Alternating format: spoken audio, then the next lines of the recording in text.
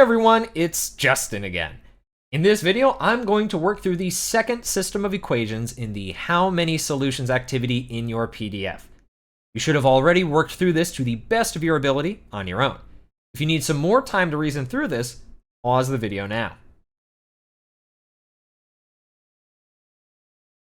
Now you'll be able to compare what you've come up with to my work.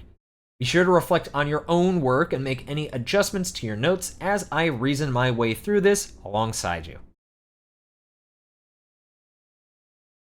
Let's try solving this system using substitution.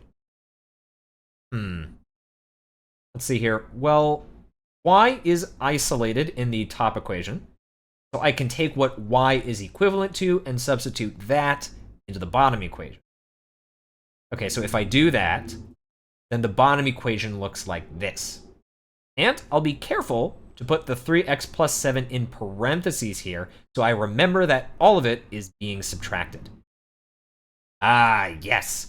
Now there's only one variable in here, so I can solve this for x.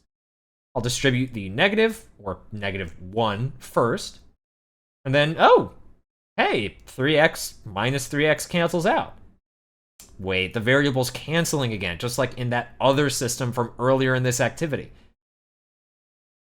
All I have now is -7 equals 2. Well, this is definitely not true. -7 does not equal 2. But what does that actually mean? I'm not sure, so I'm going to try solving this with another method I know how to use. I'm going to try to graph this system, see what happens. Let's see, the y-intercept of the top equation is 7, and the slope is +3. Okay, a positive slope would go up from left to right, but I don't really have space to go up 3, right 1. So I'll go down 3, left 1. Okay, that looks good. That should be enough points to help me make a nice straight line. Yeah, looks good. Now for the bottom equation. This equation's in standard form, so I'm going to find the intercept and connect them to make the line. Let's see, if x is 0, then y is -2. And on the coordinate plane, that's right here.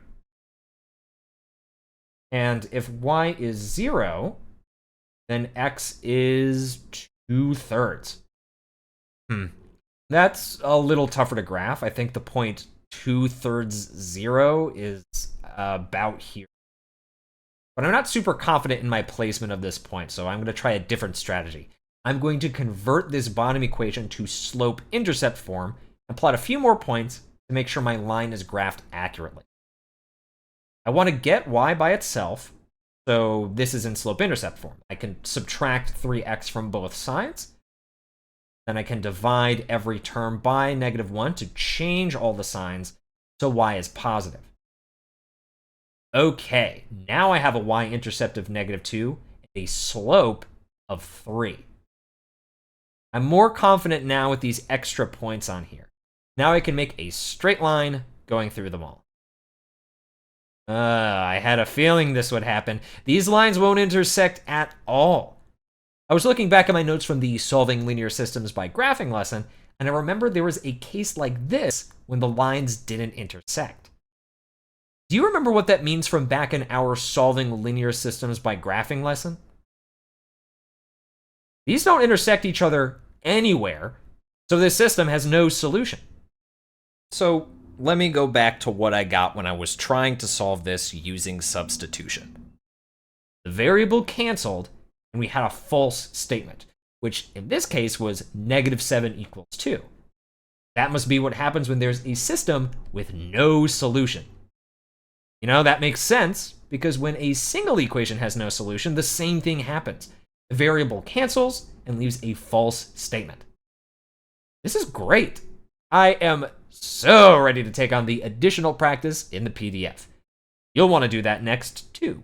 Then you can be confident when you complete the online practice. See you next time.